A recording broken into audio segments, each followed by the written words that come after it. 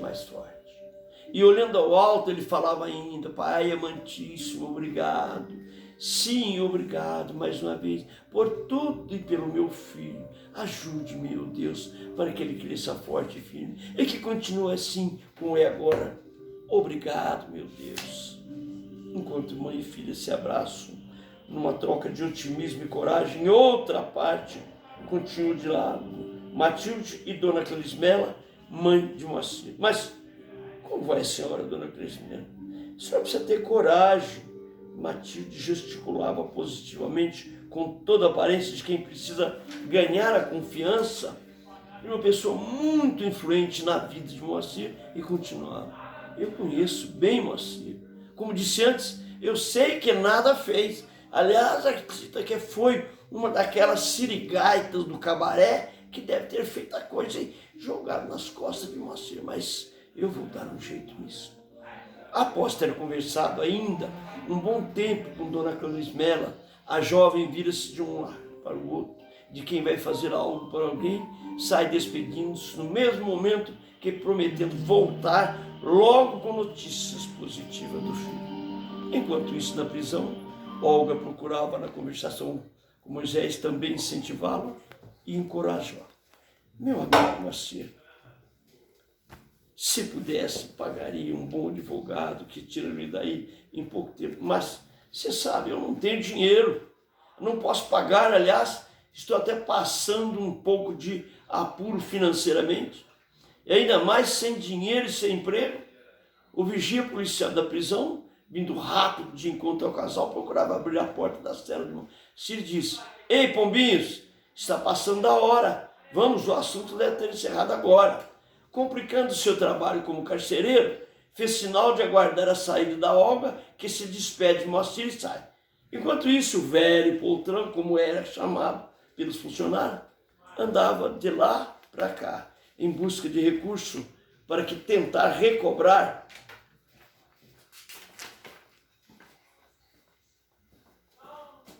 enquanto isso andava em busca para tentar recobrar o dinheiro perdido do jogo. Ele andava.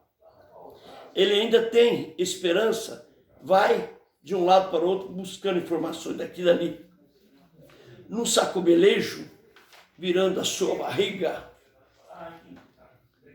numa esquina, eis que depara com alguém. É Olga, que vindo da prisão passa também por ali, encontra-se bruscamente com o antigo patrão, sem ao menos nem com uma educação do cumprimento desse patrão já fala: olha aqui, menina, o que é que você está fazendo, arrumando?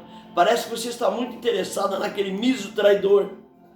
Ela continua insultando ele continua insultando a jovem com palavras ásperas, sem ao menos dar qualquer chance de diálogo. Olga pode apenas ouvir o patrão finalizar: e você também me deve, não se esqueça, você precisa trabalhar mais para mim. Os dois saíram ali no ar, um olhando para o outro, cada lado. Entre mentes, Matilde tentava ganhar a amizade de Dona Clismela, e naquele menino desamparado encontrava-se junto à mãe, tentando medicá-la. O ex-patrão gorducho, correndo de lá para cá e não sabe o que fazer para rever perdido o jogo. Moacir, sozinho na prisão, estava um pouco mais confortado espiritualmente. Ele meditava. Surgiu uma questão mais séria em seus pensamentos. E mamãe, como será que ela está? E aquele menino? Onde, senhor, estarão aquele garoto e sua mãe? Se eu estou aqui é porque me errei. Mas e a pobre criatura doente de família? Faminta e até desnuda, com aquela criança maltrapilha, fraca, sem qualquer condição de auxiliar sua mãezinha. Enquanto meditava assim, procurava Moacir relembrar aquele grande lago, que nada mais era do que o rio que cortava a cidade.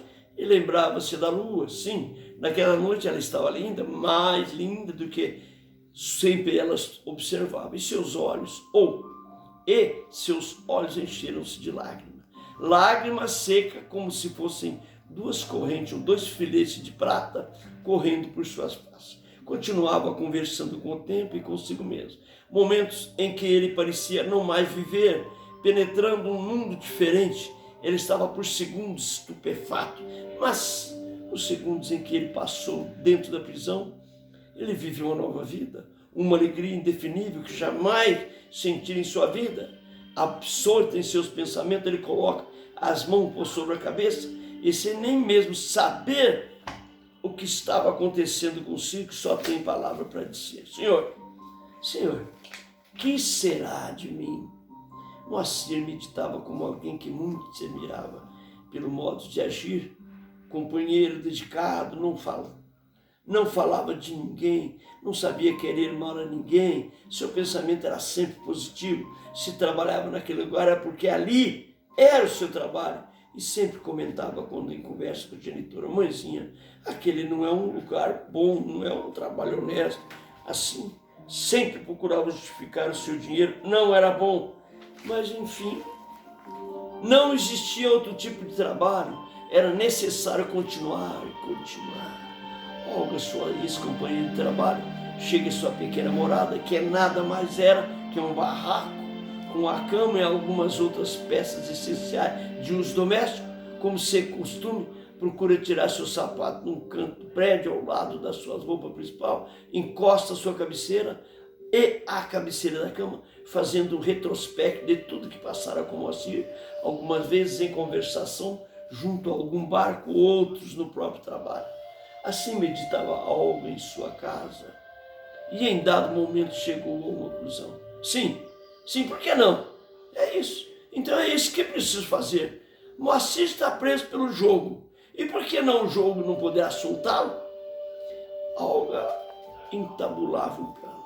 Após alguns rápidos enfazeres, torna-se a afrontar rapidamente e sai. Enquanto isso, a mãe de Moacir, em conversação com Matilde, sentia interesse desta no sentido de libertar. Matilde procurava a todo custo convencer Dona Crismera que aquela prisão era ilegal, que o patrão brasileiro, bicheiro, não podia manter Moacir por mais tempo ali. Falou-ia sob que acusação? Na realidade não havia justificativa, uma acusação plausível, um crime comprovado condenando o réu. Matilde assimilava assim o assunto, com a argumentação de que não convenceria ninguém, mas que no fundo exprimia uma realidade. E Dona Clarismela a interpelava: mas que adianta tudo isso? Mesmo que você tivesse toda a razão do mundo, Matilde. Bem, a Moacir, para não comprometer a saúde do rapaz, permitiu a presença de Olga por algum tempo maior na prisão. Mas enfim, já era bastante tempo e Olga dali se retirava carregando muita angústia na alma, prometendo tudo fazer para a libertação de Moacir. Ele saía dali com o coração apertado enquanto Moacir ali permanecia impacto naquela visita. Era fato consumado e a morte da mãe daquele garoto. Moacir continuava na prisão, agora mais visitado por Olga, sua companheira de trabalho, ora por Matilde, que também prometera juntamente com Dona Clismera tudo fazer no sentido de libertação da Ju. Olga trabalhava então com o ex-patrão em outro local, mas ainda com os jogos e outros prazeres. Nas suas visitas costumeiras a Moacir, ela declarava todo o amor por ele, confessando-lhe uma dedicação exclusiva na sua parte. Ganhando a confiança do patrão, a jovem, numa certa visita a Moacir, confirma-lhe categoricamente: Moacir, tudo já está arranjado. Dentro no máximo 10 dias, você sairá livre desta prisão. Com uma convicção absoluta, uma certeza intransferível, Olga estava contente por ter conversado satisfatoriamente com o patrão nesse sentido. Este prometera que retiraria a queixa policial pelo ato contínuo, seria libertado. E Olga confirmou a Moacir tal positiva notícia. Só um minutinho, parece que está faltando uma folha. Olha para você ver. Vê a numeração. Que número que é essa? Que número que é a outra? Uma não. Aqui é 28, aqui é 30 e aqui é 35. Está faltando muitas folhas, né? Mas não tem problema. Bem, continue. O assunto não muda muito, não? Não. Pode continuar. Quando eu parei, chegar a última notícia da responsabilidade. Não. Olga estava contente e tal. E Olga confirmou o Moacir tal positiva Isso aí. notícia. Chegará a última noite da responsabilidade. No trabalho, Olga é visitada por determinado elemento, não muito simpático, ela vai virar mulher da vida. Só pode ser. Por determinado elemento não muito simpático, tentando obrigá-la a satisfazer sua vontade. O seu instinto, Olga o rejeita a todo custo, a ponto de haver uma reclamação junto à direção da casa. Logo o incidente chegou ao conhecimento do patrão, que de inteira da insubmissão da funcionária aproxima-se e assiste ainda em tempo um espetáculo de rejeição feminina. O freguês insuportável sai do recinto, contrariado, prometendo não mais retornar àquela casa. E como tudo isso for assistido pelo patrão, notava-se que o ambiente tornava-se difícil. Diante disso, o patrão, com toda a sua autoridade, despede Olga, quase que a pontapé, sem direito.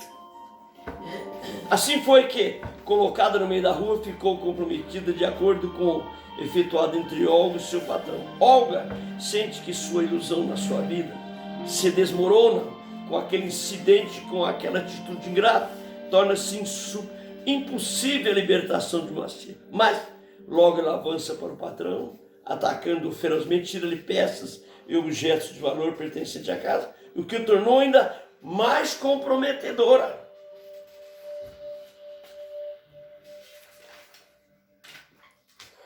Passaram a noite e o dia.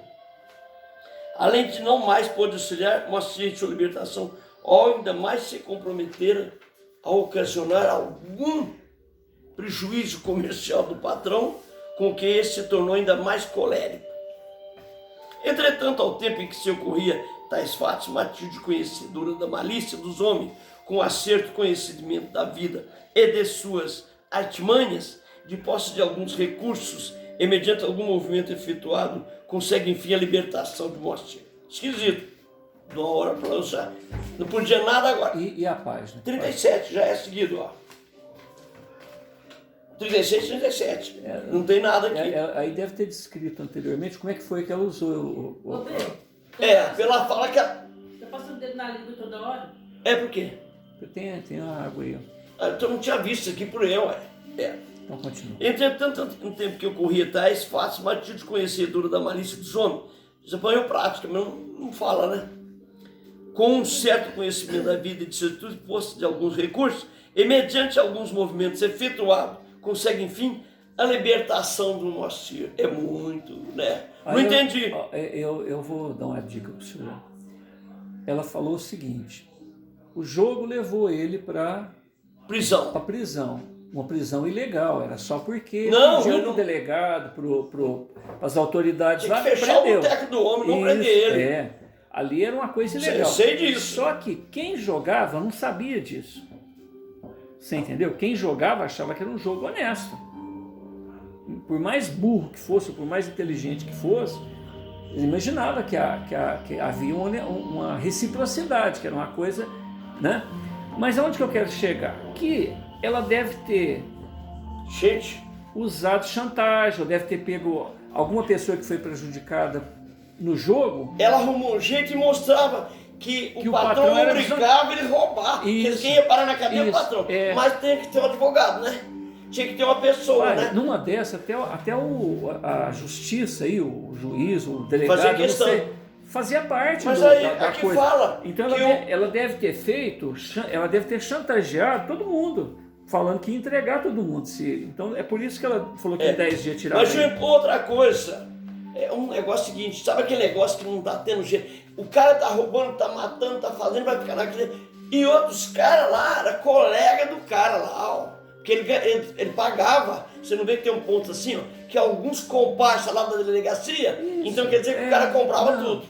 É que aí, ó, nós estamos vivendo uma época quase, É mais ou menos isso quase aí. sem lei. A lei era quem mandava, quem tinha o dinheiro. Não, a vida sempre foi dinheiro, né?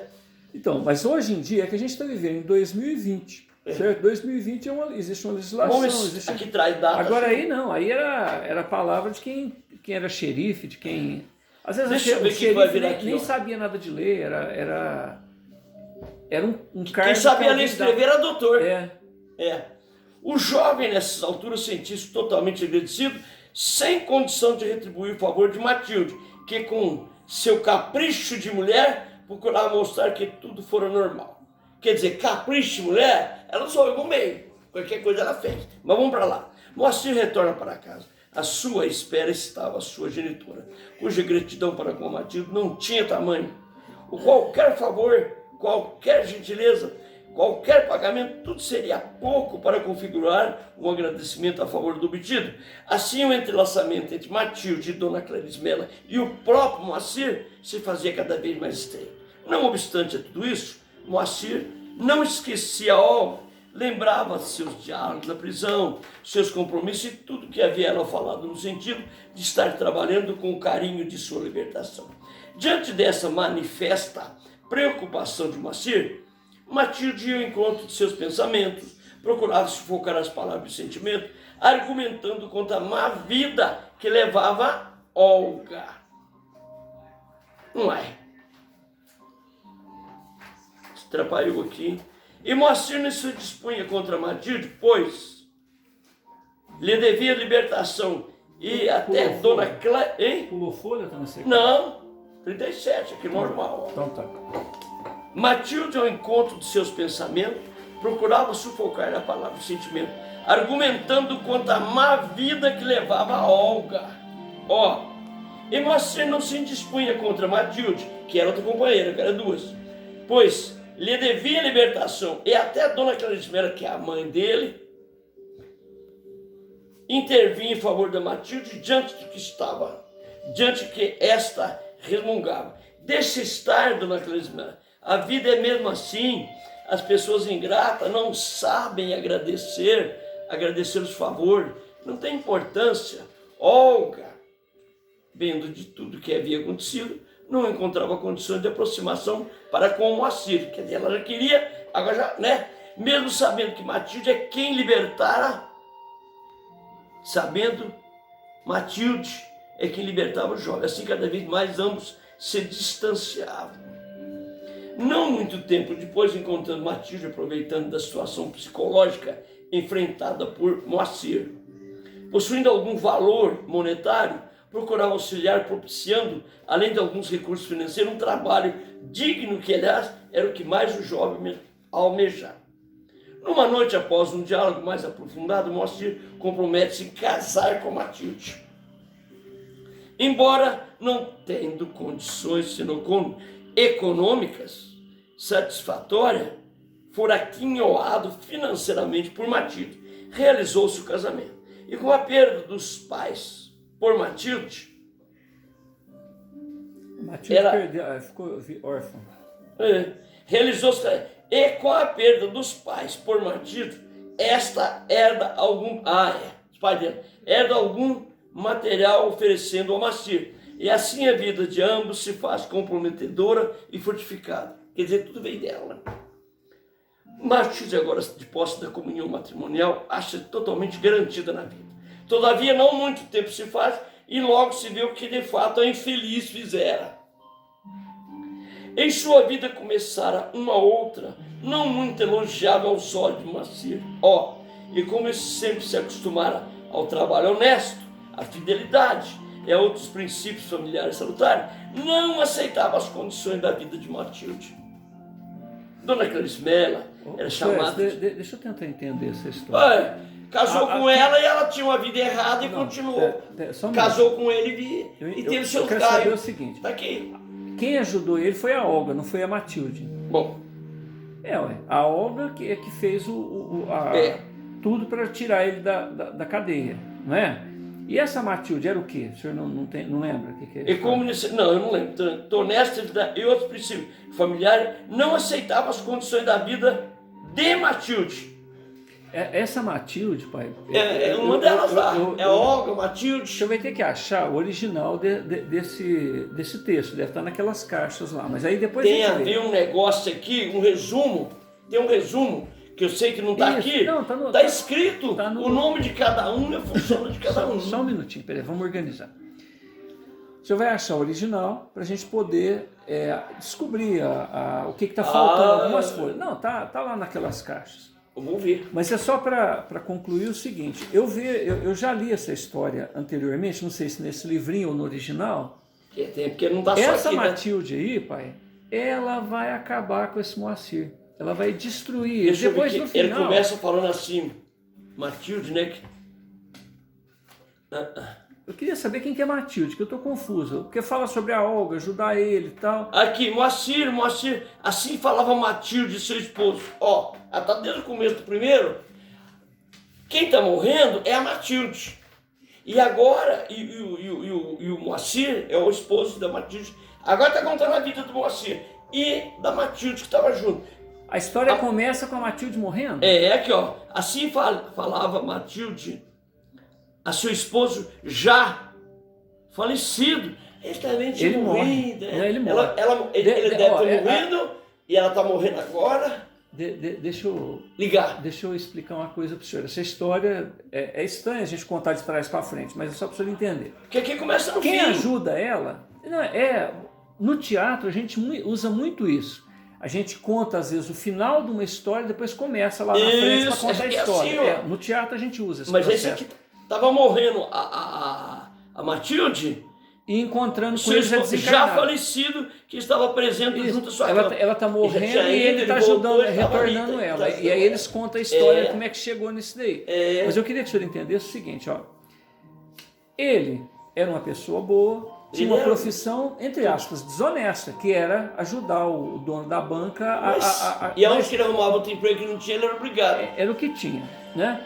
Aí ele, por ele mesmo, ele nunca faria uma coisa desleal em relação ao patrão, porque era a fonte de renda dele e de toda a equipe que trabalhava com ele. Mas acontece que ele ficou meio perturbado, e aí nós vamos colocar, porque nós estamos lembrando que nós estamos falando de um romance espírita, de um romance espiritual e de um romance de alguém que está contando uma história para falar a respeito da justiça divina. Mas o romance espírita não tem nada a ver. O romance é espírita porque é mediúnico, mas ele pode ter os piores elementos do mundo, não tem nada a ver. O que eu estou querendo dizer, Suétes, que todo o trabalho dos espíritos, visa mostrar causa e efeito. Entendeu? O mal vai acontecer, tudo. Então, veja bem, aí nós estamos falando de uma pessoa que chama Olga, que está trabalhando para ajudar o companheiro. Ela sempre gostava dele, ajudava, tal, né? Aí surge Matilde. Matilde, que aí começa a história da Matilde, ela morrendo e encontrando... Morta não, estava... Não, ela está morrendo e já vê o rapaz aí... E pedir perdão também aqui, ó.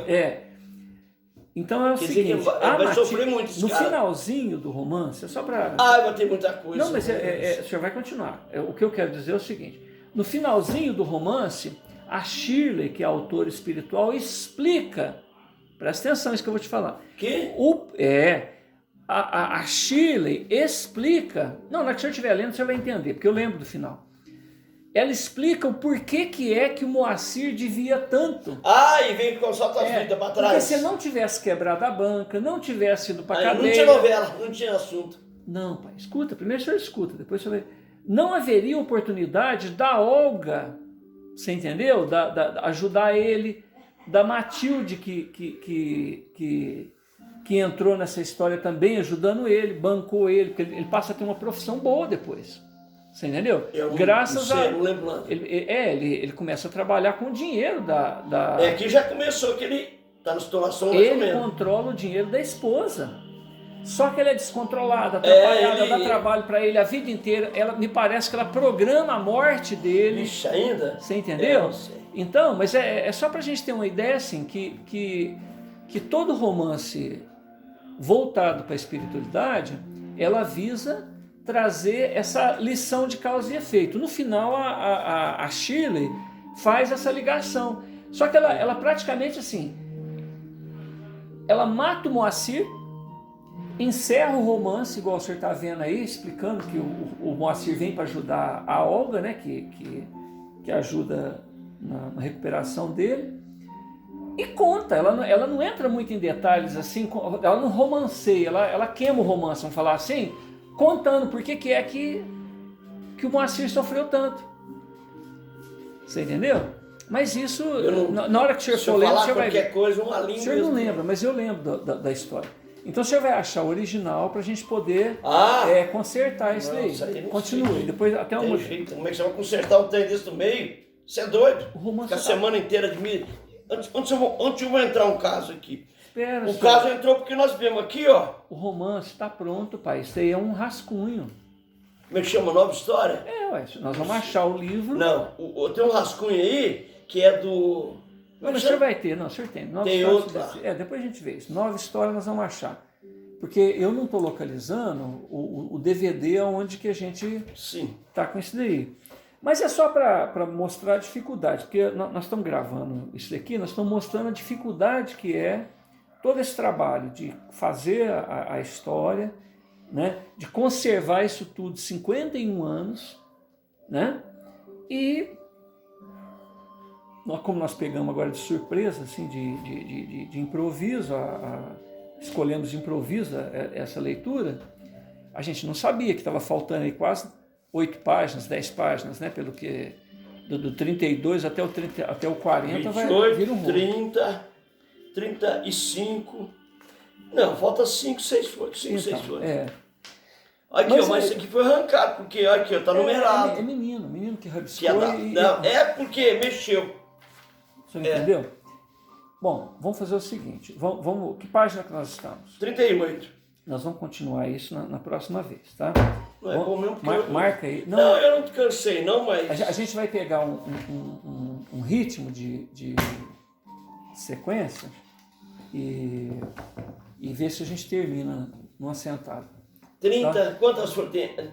Na outra sentada não dá, que está faltando 70 folhas ainda para ler. É muita coisa. Pelo ritmo que a gente está fazendo as coisas, tá? O senhor vai fazer uma prece, vai dar uma olhadinha, ver se tem alguma informação diferente. Ou você encontra o Moacir. Não sei, aí então, vai depender da equipe. Mas o senhor não põe obstáculo, vamos tá? Então. Só vou pedir para o senhor não pôr obstáculo, só isso. Obstáculo? Eu não posso falar. Só faço. Que Jesus nos abençoe hoje, agora sempre. Mais uma vez, Senhor, agradecemos pela saúde que nos dá, pela oportunidade de relermos umas histórias que foram contadas e aguardamos um fim que seja tudo mais ou menos dentro das leis divinas. Pai nosso que estás nos céus, na luz dos sóis infinito, Pai de todos os aflitos deste mundo de escarcel, santificado seja o teu nome bendito, que em todo estar escrito, para ternura, paz e amor. Venha a nós o teu reino de paz e sabedoria, que imparte toda alegria, santificado e amor. Que a vossa ideal igreja seja o altar da caridade, onde faça vontade de seu amor, que assim seja. Obrigado, Jesus, pela saúde, pela nossa família do Edinho também, de todos sem fins. Muita paz. Aleluia. Que assim seja. Alguma informação? Não, qualquer um não. Uma coisa boa, né? Você não venta ali, ó. Eu vou ficar contando isso, você tá ficando doido. Não está perdoando nem as ventas. Flávio, Edinho. Isso aqui é muito bom, muito bacana. Eu faço tudo para relutar, para não ler. Depois, quando eu começo, eu sinto vontade de viver. Você entendeu como é que é? Mas aí porque, ó, eles ficam olhando. Falar nisso, cadê a Shirley?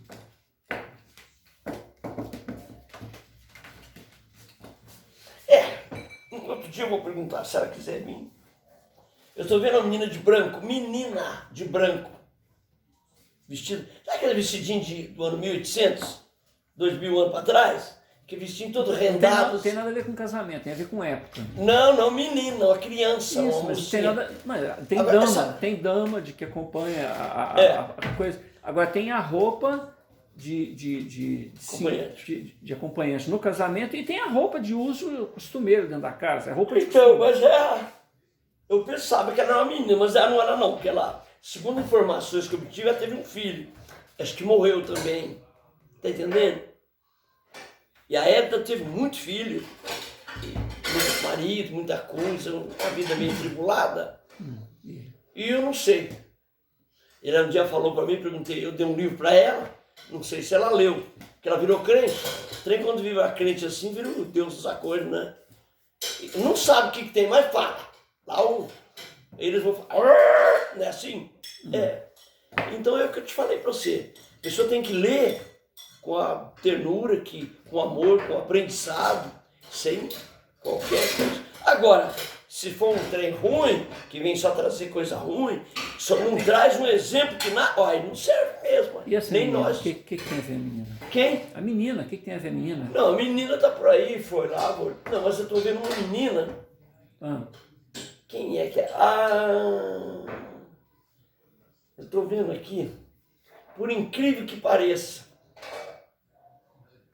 Parece que a menina é filha da Shirley. Você entendeu? Ela pegou na mão dela assim, subiu a escada e tal.